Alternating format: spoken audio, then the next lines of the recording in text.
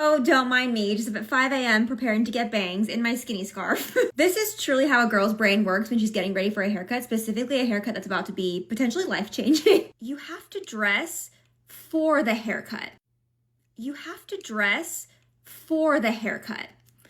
And for some reason, I thought bangs and I thought skinny scarf. Also just flagging that I have officially transitioned to shade Fair in the Laura Geller Baked Balance and Brighten Foundation. We are officially pale. We are pale.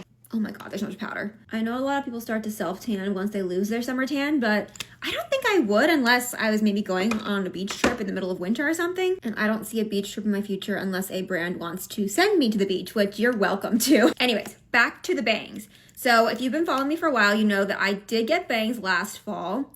I was thinking of going full like Dakota Johnson bangs, but I ended up making them a little bit longer just so that I could kind of push them to the sides. But I really loved them. I am the kind of person that styles my hair pretty much every day anyways, so having bangs really didn't add like that much time to my routine, maybe like a couple minutes. Why is there so much powder falling? I don't understand.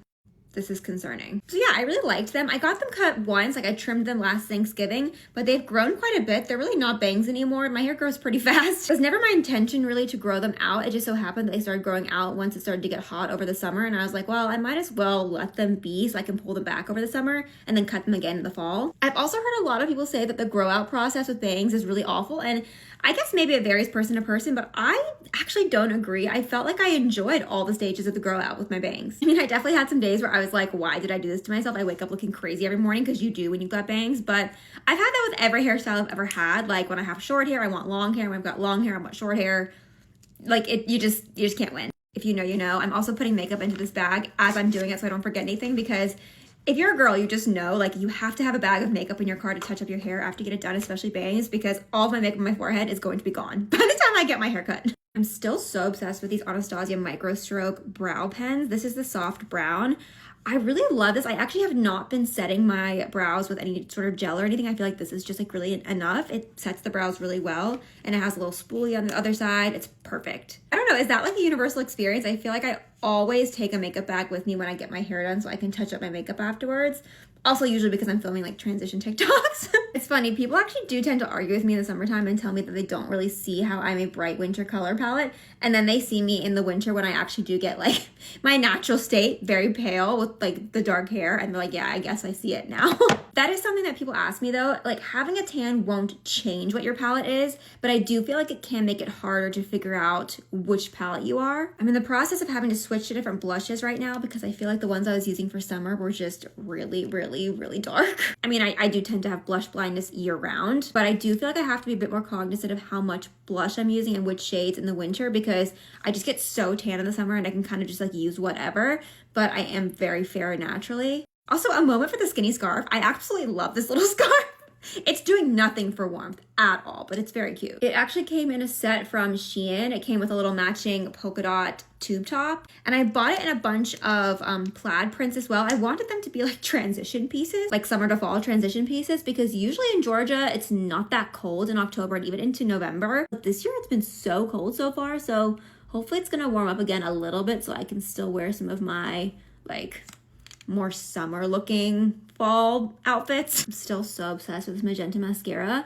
It's so rare for me to find a colored mascara that's formula is also good. I just feel like a lot of the colored mascaras, like I want to dip into the colors, but the formula is not as good as like a black or a brown. But this one, as you can see, is actually an incredible formula. Like, you have to try this.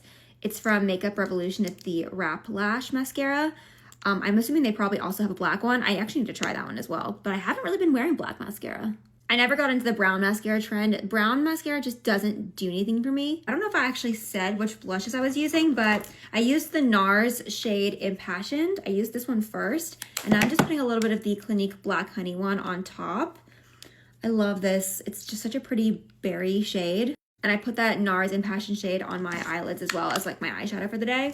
I also love this bag. I have it in a sage green as well. It's like a nice velvet. I got this at Dillard's. The brand is Elizabeth Scarlett London.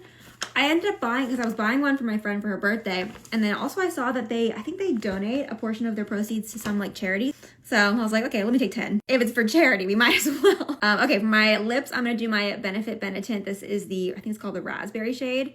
Yeah, raspberry tinted. I actually need to get another one of these and the dark cherry one just to have as backups because I love these. I'm just such a berry girl for the fall and winter. It's so pretty. I mean, even in the summertime, I just love these kind of shades. They're just ideal lip shades if you are a bright winter or just like a winter color palette in general. I feel like it also kind of just goes with the mascara. So I'm actually gonna mix in a tiny bit of the dark cherry one as well. I think I might be a little crazy and do a little bit of burgundy eyeliner too. This is from Urban Decay. It's the shade Alkaline. Just do a little bit on the waterline. I'm not gonna go all the way in, just like halfway like that. Oh, my eye's twitching. I feel like it just adds like a little bit of intensity. Oh, my eye's still twitching. Okay, all done with the eyes. It does make my eye color really stand out, almost in like a little bit of a creepy way, but I mean, I guess it is Halloween, so. For my gloss, I'm using one of the Huda Beauty faux filler ones. This is the shade Juicy Pink Lady. The formula of these are some of the best out there. They are so smooth, just so juicy and wet looking on your lips. Ew, but you know what I mean. All right, well, the time has come. It's time to go get bangs. We'll obviously update you guys on how it goes, so stay tuned. Hope you guys have a great and safe start to your weekend. Bye.